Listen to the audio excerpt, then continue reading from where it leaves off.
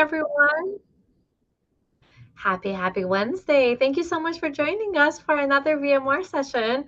Sharmin here. I'm so excited to be joined by the one and only Mark. Hey, Mark, how's it going? Hello, everyone. Thanks everyone for joining. It's a wonderful day. I'm really excited for Dan's case. I'm going to be trying to not be biased by his prior cardiology cases. He's had some wonderful prior cardiology cases. So let's see what he has today. Dan, how you doing? I'm good. I'm good. It's so good to be here again with all of you. Always just an incredible time I have with you guys. I learned so much even about my own cases hearing you guys talk. So I'm just so excited to be here. J- Um, I'll just have my cardiology friends on speed dial, Dan, based on what Mark told me right now. It'll be great. Thanks for being here. And a big shout out to Deb and Winnie for doing scribing and teaching points. And if y'all gonna get the board up, we can go ahead and get started.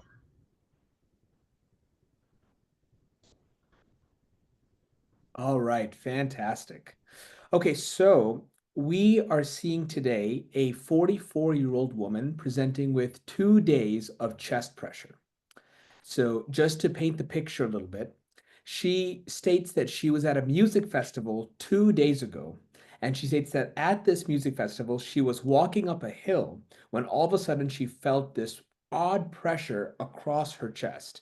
She says that she can't really remember anything like this happening before, but at the same time, with this chest pressure, she's having left arm numbness and shortness of breath. She tells us that the moment she stops walking up that hill, the pain goes away and seems to be fine. But for whatever reason, this morning, she woke up and had the same kind of symptoms. She was sweating, had some nausea, and she just didn't feel too well. And that's kind of what brought her in to see us. The other thing that she mentioned was she had COVID about 4 years ago. And since then, she has been having shortness of breath, but she's never quite had this chest pressure symptom before. And so she's just kind of confused as to what's going on. And so that's why she's coming here to chat with all of us. And I will Awesome. pause there. Awesome. What a rich aliquot.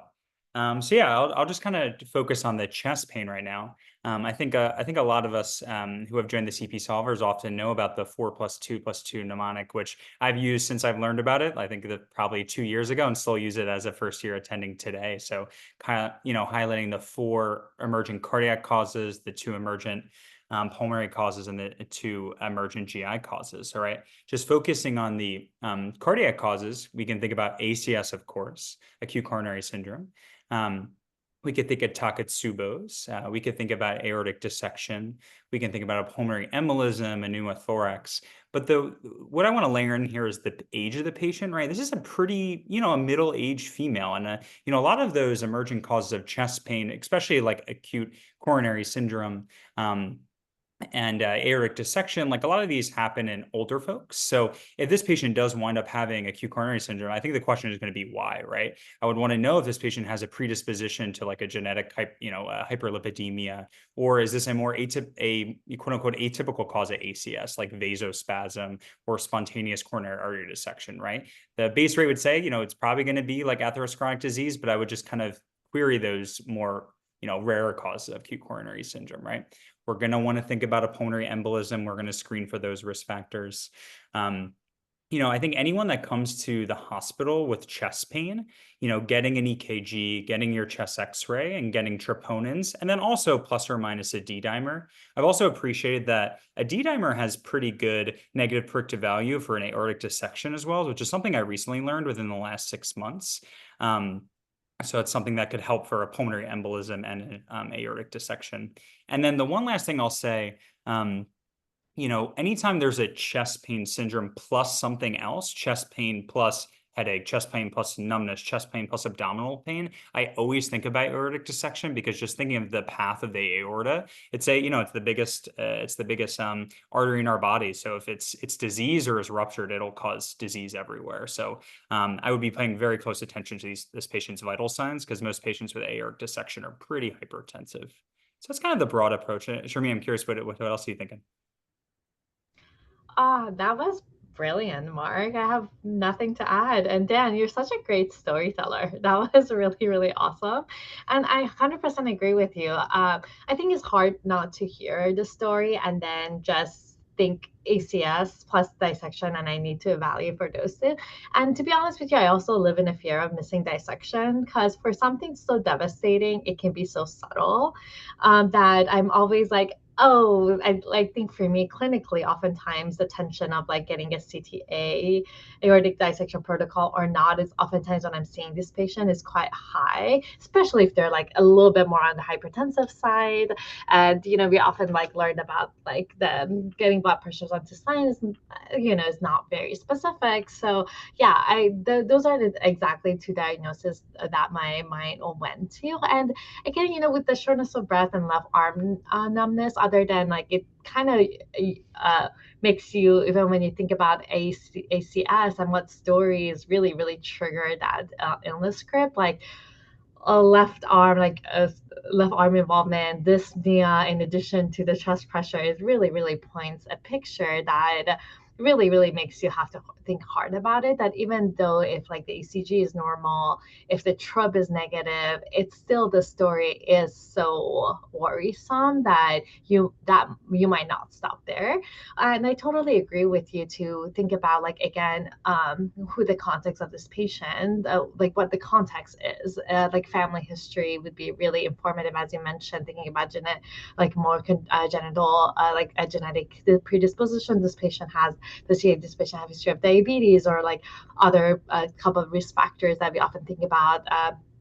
Substance use is another one. Vasospasm was a great idea. That was also the one that like jumped out to me. Any causes of like demand and supply mismatch. The other thing is like also I've been fooled in a younger adult in terms of like severe sepsis mimicking kind of some cardiopulmonary symptoms as well, or like a severe GI bleeding mimicking kind of a demand picture. So I think like getting those ECGs, about getting those like baseline labs as well, because at some point we might have to grapple with whether anticoagulate or not, and thinking about dissection and then thinking about any other systemic causes might be helpful. All right, back to you, Dan. Okay, what a great discussion. I mean, I just key critical learning points, and that was so wonderful. Let me give you a few more details. So the patient reports she has a pertinent medical history of chronic fibroids that have resulted in severe persistent anemia. She also has a history of asthma. She has a surgical history of a hemorrhoidectomy. She says this was done years ago, but can't remember how many years. She does not have any family history. And she says she works as a CNA at a local hospital.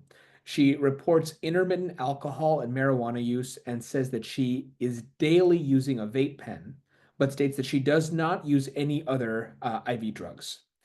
And in terms of a brief review of systems, she denies any fevers or chills. She states that she doesn't really notice her pain changing in intensity, whether positional variation or with deep inspiration. She also doesn't really report any pain that moves to her back or any associated difficulty swallowing or tenderness in her jaw or any other areas. And so I will pause there as well. All right, I will just focus on the past history and then pass along to Mark for any other thoughts. I think in terms of the asthma, the question is like, would like an asthma exacerbation or something explain her symptoms? And not very convincing, right? Oftentimes, like the shortness of breath tends to be the most dominant. If people can develop like some chest pain with like severe coughing, we really, really are not getting any of that history. So less likely contributing to that. And in terms of like, her fibroids, raising the concern for anemia, if she has like an acute on chronic anemia, something to kind of think about. And mostly, I think it will just affect how you go about treating a potential STEMI. Or I think that is still the biggest the biggest priority to work up.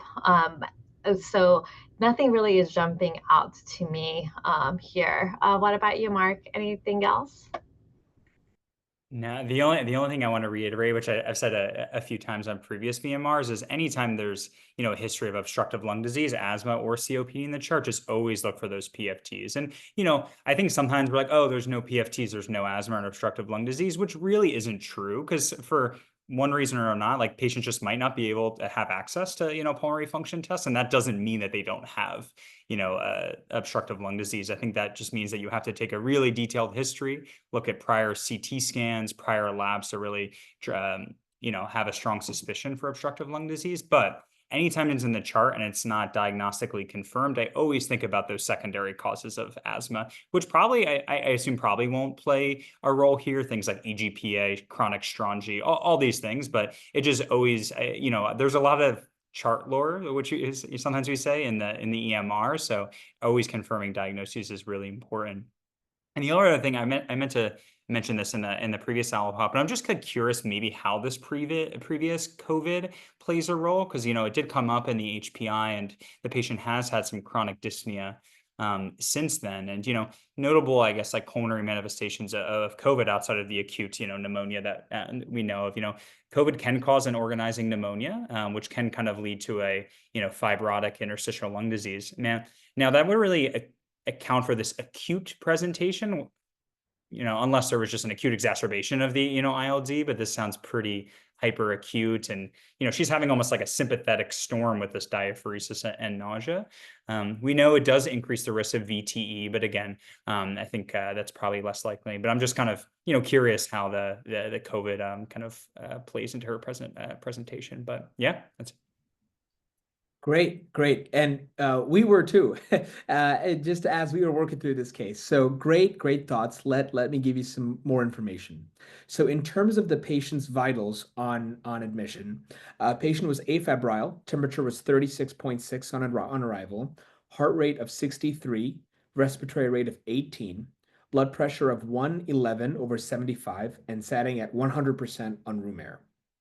In terms of the physical exam, she was well appearing. She was not in any acute distress when I first interacted with her. Her HENT exam, she was normocephalic, atraumatic. She had appropriate extraocular movement. Her cardiovascular exam, she did have a regular rate and rhythm. She had a normal S1 and S2. I could not appreciate any friction rubs, any murmurs or gallops. Even with positional changes, there was no appreciable change in her symptoms. Additionally, she also, from a pulmonary standpoint, her lungs were clear to auscultation throughout anterior and posterior lung fields. Her abdomen was soft, non-tender, non-distended. Her extremities were warm. There was no evidence of edema or cyanosis. There were no rashes or bruises I could appreciate on her skin. She was alert and oriented. She had no gross deficits, and she was cooperative and able to appropriately follow all commands. So I will pause there as well. Yeah, well, I would say this exam is actually not too surprising. Most of the patients that I've seen with acute chest pain, usually their exam is not too impressive, right? Usually we will make more progress when we get the chest X-ray, we get the troponins, we get the EKG, we get the D-dimer, we get some advanced chest imaging. Like, I would say most patients with acute coronary syndrome, especially patients like with STEMIs, will look pretty uncomfortable, maybe look diaphoretic. But I think Dan is saying pretty well appearing, no acute distress, but that by no means does rule out acute coronary syndrome. So again, I'm not too surprised. The only thing, most patients with aortic dissection are usually hypertensive. That's rather sensitive. It's definitely not 100%. In cases like this, I always checked blood pressures on both sides just to see if there's asymmetric blood pressure. Again, not a sensitive finding for aortic dissection. If it's not present, that shouldn't persuade you from getting a CTA. The one thing that's a little sensitive, that's actually what I learned in the last year, that's has surprising sensitivity, is a chest X-ray showing mediastinal widening. It's about 80% of patients with a type A aortic dissection will have mediastinal widening on their chest X-ray.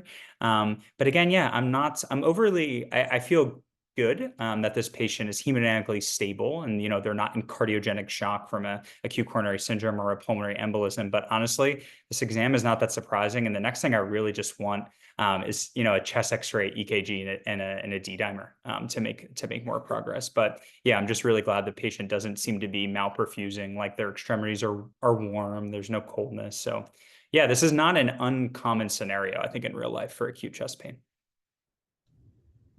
Sharmin, what do you think? Yeah, sorry, Zoom kicked me out for a hot second, so I missed a little bit of your discussion. Sorry about that, Mark, but No I caught worries. the tail end of it, and I totally agree that this is a situation we find ourselves quite commonly. And again, um, I really, Dan, I wanted to say mad respect for looking for those friction rod, like changing the positions. And again, like with the history of asthma, thinking about like kind of myocarditis or like perimyocarditis as well. So that was like very astute of you to try to work on those physical exam skills as well. And I agree with you, Mark. I think I'm still worried about an acute coronary syndrome. I'm like an NSTEMI of some sort, like just given how like stable she is, she's symptoms free. That is helpful. I think ECG, D-dimer, basic labs, and the hypersensitivity trope would be helpful. I think an interesting exercise would be like if the high sensitivity trope comes back negative and ECG is normal. Like ECG is like, sorry, not normal, but like within normal limits that is not concerning for a STEMI. How would we think through this? Would this be enough for us not to worry? I'll give you my gestalt, and I'm like curious to hear what you says. Is that I think the clinical history is just so concerning, and if you don't find any other reasons as to why she was having these symptoms, then for me, I'm not sure if like an ECG that is non-ischemic appearing and a negative trope would be enough to discount unless like you find a pulmonary embolism or any other reason that you have like a good reason as to why. If we don't find it, then I don't know if it's going to be reassuring to me. What about you, Mark? Yeah, totally. I agree. I think this patient, at least I'm just thinking of like putting like the Robbie ED triage hat on. Like I feel like this patient at least I think should be like an observation for at least, a day to see. Because, what if this patient does have vasospasm and now that, that's just an intermittent syndrome. And then if we, catch it in obs in the next, because the EKG and tropes in a vasospasm when you're not having the vasospasm event are going to be totally normal. So maybe if we observe the patient for a day, then they'll uh, you know uh, more symptoms will develop. So I think yeah, definitely at least observation status. And the one thing I meant to ask Dan is that when you said the patient was at a concert, right? Yeah, yeah, You know, were they vaping at the concert like heavily? yeah, Yeah, yeah. okay. I forgot to mention this, but I think E-Valley is also just Mhm. something to keep in mind. Honestly, I don't think luckily I've never seen a case of E-Valley, just have read about it. And it's my understanding that these patients usually can be pretty sick, kind of like present like a pneumonitis. I Mhm. don't know the rates of hypoxia or really the, pulmonary findings, but yeah, I'm just kind of thinking about that too. But since, they had the vaping exposure. Beautiful. All right, Dan. So Uh, excited to hear more. yeah, yeah. Excellent thoughts. Excellent thoughts. Let me give you some numbers. So we got some data for our patients, some labs, and I'd like to go through them with you all. Let's start with a BMP. So the patient's sodium on arrival was 137, potassium of 3.3, chloride of 105, bicarb of 26, BUN of 4, and creatinine of 0.64. Of course, we got a troponin. The patient's troponin on admission was 750, and then immediately after, the next troponin was 652. So peaked at 750. Other labs, the patient's white count was 6.5, hemoglobin of 7.4, hematocrit of 24.2, and a platelet count of 451. We also got a urine drug screen, and that was only positive for marijuana.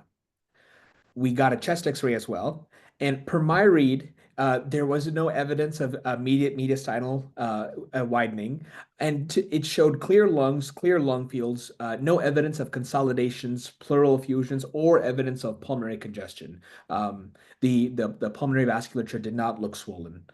And finally, we also did get an EKG. I have a image of that EKG, which I have.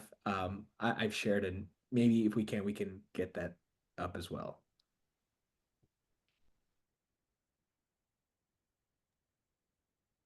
Dan, do you want me to share? Oh, could you? Is that okay? Yes, just give me 1 second. Oh, yes. Thank you.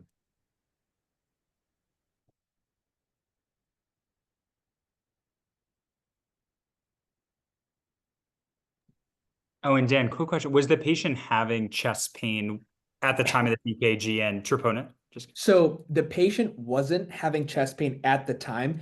10 minutes after the EKG tech left, they had the repeat chest pain. So I called the EKG tech back. By the time she came back, the chest pain had resolved and the EKG was identical to this.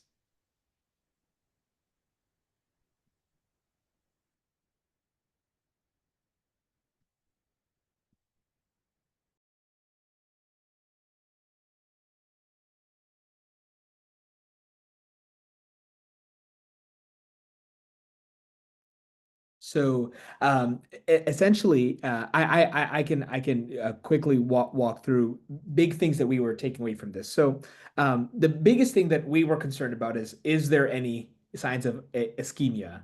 And from our read, we couldn't see any overt ST elevations or ST depressions.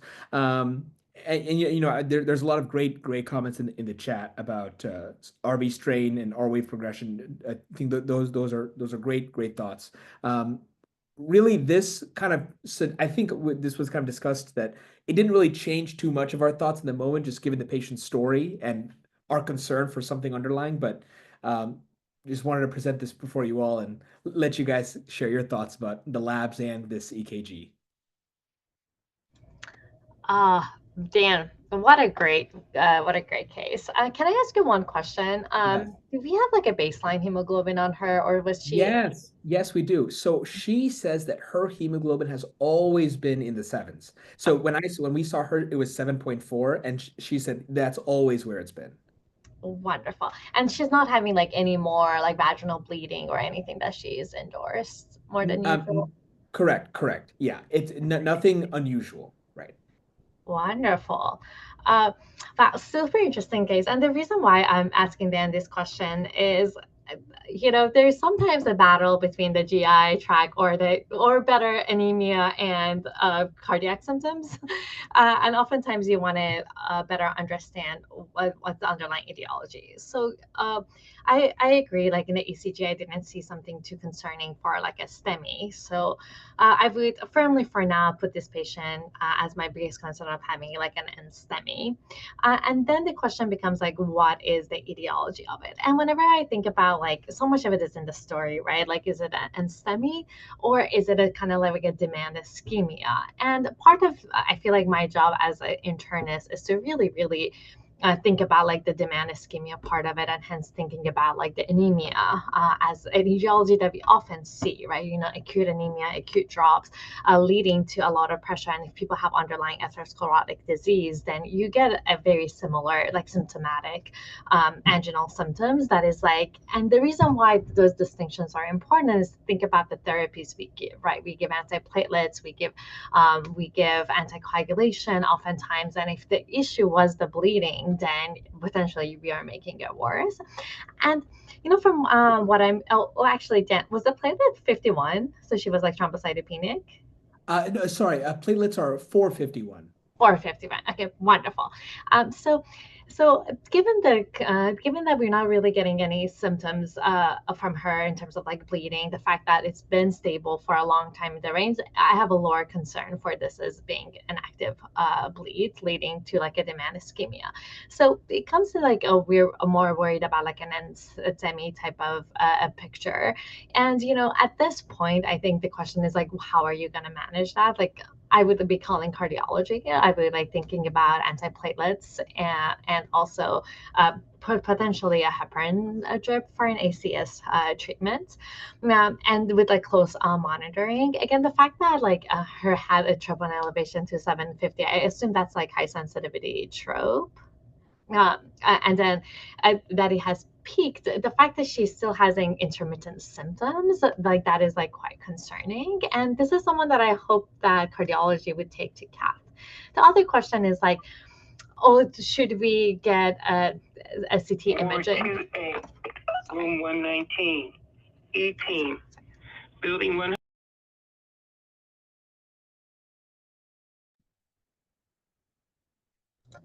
Sorry about that.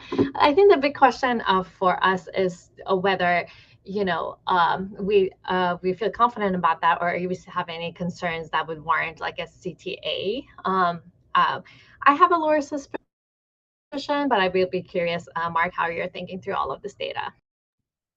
I'm just so happy that Dan brought this just bread and butter medicine case, right? Acute chest pain, troponin elevation, just something that we, see like every day in the hospital. I think, yeah, there's very interesting from a management perspective and a diagnostic, perspective. Luckily, as you said, Charmy, it's like this isn't a STEMI, and then we know this is a stable end STEMI, right? They're hemodynamically stable. They're not having refractory chest pain. They're not having refractory arrhythmias. So we can kind of take a deep breath because most stable end STEMIs don't need to really go. I mean, there's a lot of scoring systems you can use, but don't really need to go to the cath for, a day, or even some people will push it even more than a day. And I think it depends on the cardiologist on call likely, but yeah, we can kind of take a step back. But yeah, I mean, just like what we were talking about from the first aliquot is this a type 1 plaque rupture, or is this MINOCA, myocardial infarction with non-obstructive coronaries, from the like supply perspective? I feel like our pretest probability for a type 1 plaque rupture is probably pretty low in a middle-aged female with no really atherosclerotic risk factors. We don't have hypertension, we don't have hyperlipidemia, we don't have diabetes. Now, maybe these are undiagnosed and we would, are going to order those. She does smoke, she does vape, but no like tobacco, cigarette smoke. So I think like my pretest probability for MINOCA, and, that's a very broad bucket, right? Which includes like vasospasm, coronary artery dissection, rarely coronary artery embolism. But the important thing is it's that in the definition, myocardial infarction with non-obstructive coronaries. To figure out if the coronaries are obstructed, we need a left heart cath, right? Left heart catheterization with a coronary angiogram. And then like two other things that could look like this too, like myocarditis, Takotsubo's. There was an interesting article, I think in the past year, about how actually a decent percentage of patients with Takotsubo's, well, it can happen after a positive emotional event as opposed to the classic negative emotional event. And, there just was probably a lot of stimulation from the concert. So could this patient have, Takotsubo's? I mean, they're not examining in like heart failure, but it is a classic kind of like STEMI mimic. And Charmaine, I'm interested because I feel like this changes all the time in the inpatient setting, and in terms of hemoglobin goals in patients with, acute coronary syndrome. I think classically we're taught that, if someone's presenting with acute coronary syndrome, you should really try to get the hemoglobin above 8, as opposed to the classic above 7. And, there was a New England Journal article recently that I've been meaning to read, but I haven't read yet about, I think it actually tried to get that goal a little higher. I think it was Mint or something like that was this? Yeah. And I forget, I would love to learn from you all what the conclusions for that. I think it was like even higher than 8, but I would, yeah, again, I would love to learn from you guys, but yeah, I'm right there with you, Charmaine. I think we need a cath, think about transfusing a unit of blood. And I'm very suspicious for MINOCA, honestly. Yeah, I think like that is like beautifully thought out, and I totally agree with that. And yeah, and I agree. Like I've like definitely seen cardiology like push out the cath time, and I always like don't know what their decision making will be. So I'm just like, my job is to get that consultant right away and then with them figure out what would be the best timing. Usually in like someone who to me who are younger, like no other medical comorbidities, like I tend to try to be a little bit more aggressive about like getting things done faster because they usually don't come in for symptoms that don't come in as well, and they tend to have poor reserves. So I really do get worried when people who doesn't have that medical condition coming. feeling like this. And the fact that she still has like ongoing symptoms, you're right, like it could be Minoka, but I would say like, your no misdiagnosis is just get them to CAT to prove to yourself that you don't have any obstructive lesions or like a thrombotic lesion or a rupture. And then after that, like getting your echoes and everything else done.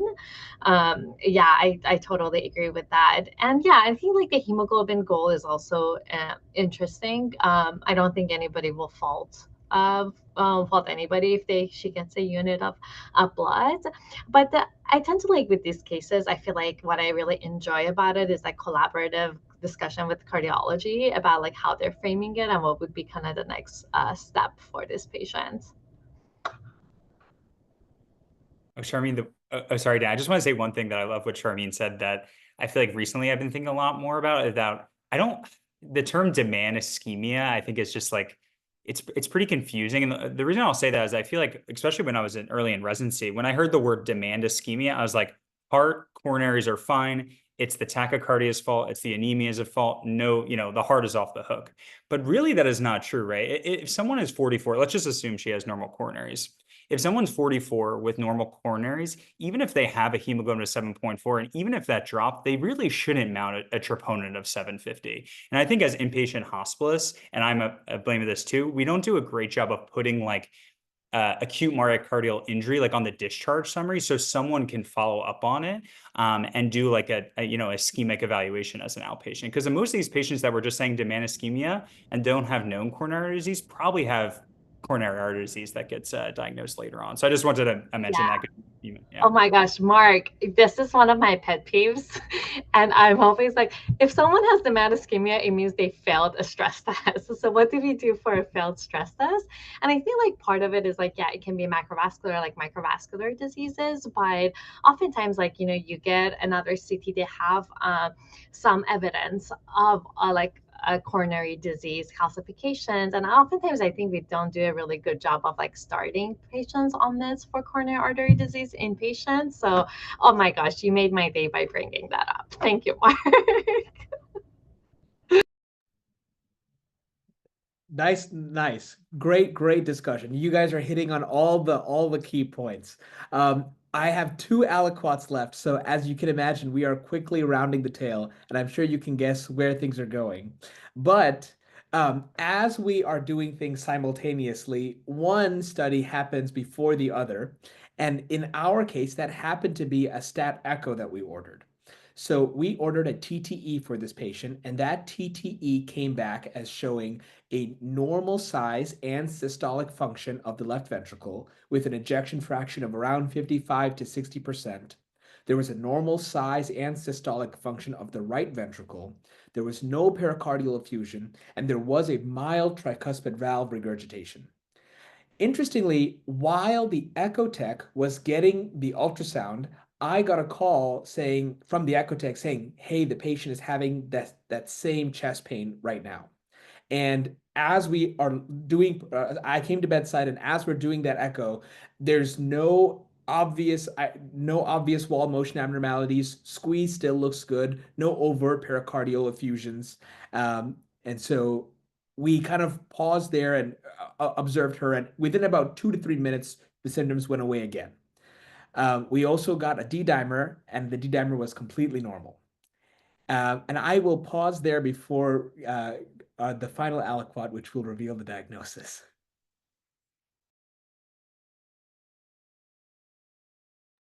Wow, that's so interesting. Yeah, I mean, I'm curious about what the test characteristics of an echo. In a patient that has vasospasm, let's just take vasospasms, for instance, you would think that there probably would be some regional wall motion abnormalities, but I can see a world where like if the vasospasm is just affecting one artery and patient's young and has good, myocardial function at baseline, that echo could, still be normal. I think really for me, like the echo if the echo was floridly positive, florid wall motion abnormalities, right? I think we would just rush to cath faster. If the echo showed RV strain, McConnell's sign, right, signs of RV pressure, then maybe we would call the lab and expect that D dimer, or just go right to a CT, a PE, because we know, like, as I talk about PE a lot because it's the great mimicker in medicine, and I'm very scared of it. So I think for me, this is just like, this patient still needs a cath. Like, I don't know how much, honestly, this does for me. I'm glad there's not a huge pericardial effusion. I guess it does make Takotsubo's a little less likely, right? You would expect some. Usually it does follow an LAD territory and has that classic, shape on the echo. So maybe that's a little less likely. But even for Takotsubo's, to diagnose Takotsubo's, you need a cath, right? Because the distribution of the wall motion abnormalities in Takotsubo's mimics LAD territory. So you need a cath regardless. So did you guys try nitroglycerin? And I'm just curious, why the patient was having chest pain? So by the time we got the nitroglycerin, the patient's chest pain had resolved. They were so quick in onset and coming off that we were actually never got the nitroglycerin because there was just never enough time for it to actually take effect. It would just resolve that quickly. Gotcha. Yeah, Sharmin, what does this do for you in the normal echo? No, it's like a good story for vasospasm, but it's also a good story for someone who has ischemia, I don't know. But yeah, no, I totally agree with you. I was just like thinking about how cool to have an echo tech right there as the patient is having symptoms. Again, like I don't know what to expect, but it's kind of like cool to hear the sequence of event and how that happens. And I think in terms of like the echo, yeah, a couple of things like the like RVSB seems like the RV size is normal. We're not that much worried about RV strain as well, which is helpful to know. And like the tricuspid valve regurgitation, I think like mild really doesn't make me want to go chase down like your myxedema, your carcinoids, the traumas, like endocarditis, those type of things. I think again mild, probably I would just like think that's a bit of noise unless I've proven otherwise. And I agree with you. I think, like again, getting a cath, if the coronaries are completely clean, then do their magic and think about like a vasospasm, and evaluating for that would be really helpful in this case, because you're right, it definitely does have some flavors of that to it. But I have been humbled so many different ways when it comes to NSTEMIs. The people have like, I've like had a patient recently that had a very terrible proximal LAD and just came in with like you're similar to this, like regular old and similar age, no background, no history, and just like came in with a little bit of a chest pain and had like really bad LAD disease. So I think like that's the thing about coronaries, is that they just tend to humble you. So I'm curious to see what happens next. Yes, that's fantastic. And as you can imagine, we had the other simultaneous study that was ordered. Finally, now that also came into effect. And so I'll move on to the final piece of data that I have, which of course was that cardiac cath, which happened shortly after we completed this echo. So the patient went to the cath lab, and lo and behold, while she's in the cath lab, she again has this couple seconds of the same chest pain. And they perform the cardiac cath, and what they find is actually not any signs of vasospasm, but rather they note an anomalous origin of the right coronary artery from the left sinus of Valsalva. They note that this right coronary artery is actually coursing between the aorta and the pulmonary artery, and that is causing an area of ischemia. It's presumed to be an area of ischemia every time the patient exerts herself. And so I know this is tough to explain verbally. So I found a diagram that kind of illustrates this anatomy, and I have that just to kind of crystallize what I'm trying to talk about. Deborah, if you have a sec, do you happen to have that image?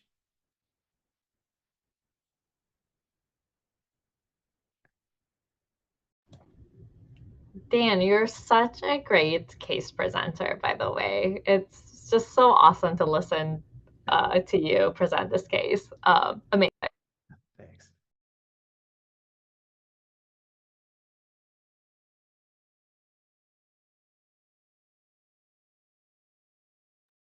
Sorry, I'm gonna share now. No worries at all. Oh, perfect.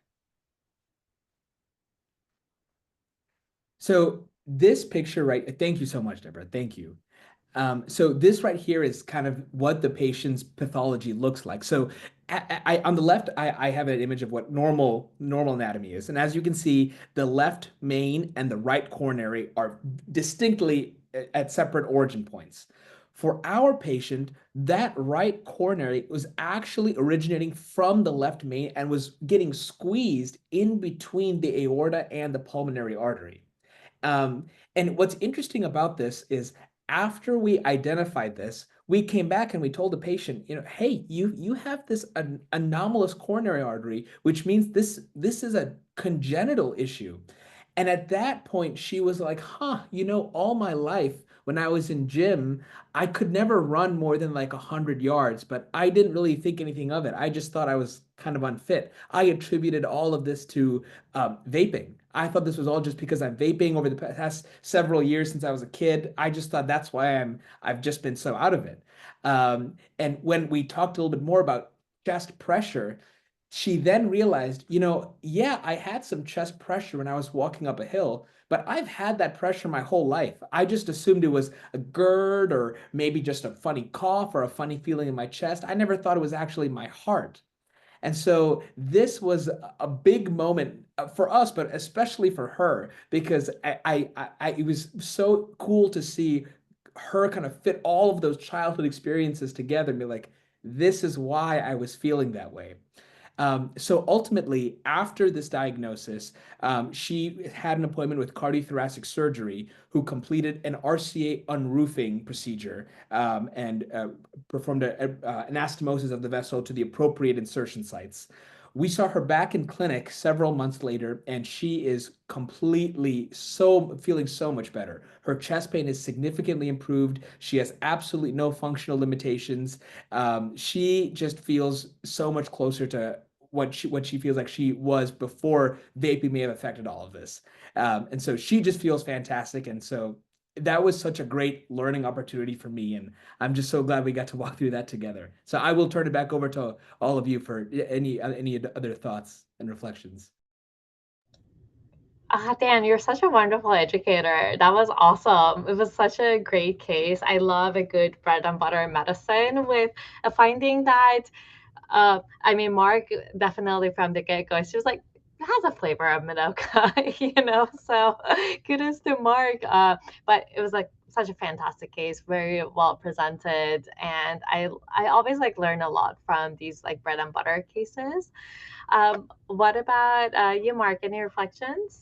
Yeah, like I said earlier, Dan's energy is unmatched. His enthusiasm is just awesome, and this bread and butter with a twist is my favorite. And Dan, you highlighted a good point. I've started to ask patients that come in with like quote unquote chest pain or some thoracic symptoms. Like I'll ask them about chest pain. If they say no, I'll ask them about chest pressure. Like I've so many times patients have been, I'm absolutely not having any chest pain. And then you say, are you having chest pressure? Like, yeah, I'm having terrible chest pressure. And like those two, while they are like very similar to us, like from a provider standpoint, like patients don't think those two symptoms are very similar. So I think it's very important to ask both. And this is the cause of Minoka that I always forget to think about, is like the compression effects. I had a patient in residency that had genetic type 1 pulmonary arterial hypertension, and their pulmonary artery got so large that in addition to the pulmonary hypertension causing chest pain, they saw on CT scan that the pulmonary artery was compressing the left main. So they had like a Minoka from that compressive effect. So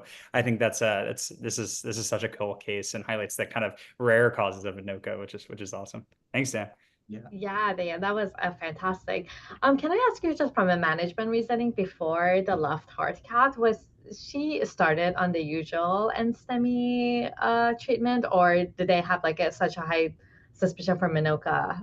Just curious. Yeah, so when I talked to Cards about this, I basically presented the picture as, hey, there's this patient with this intermittent pain, but given her presentation, I'm pretty concerned about underlying ACS. And so they agreed with exactly the discussion. Let's start all of the things that we do for ACS. And then as we get the cath results, we can peel things off as needed, but don't want to miss the potential emergency in the background. So it totally agree. We did all the things. We started the heparin, we had the nitro available to hopefully give to her, but then it just resolved so quickly. But yeah, had all those things at the ready for her.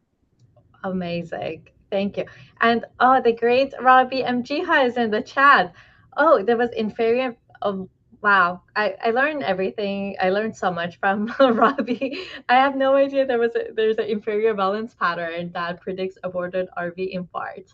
That is, wow, I have to look into it more. Thanks, RG. Um, all right. Thank you all so much. I'm so excited to hear Winnie's teaching points.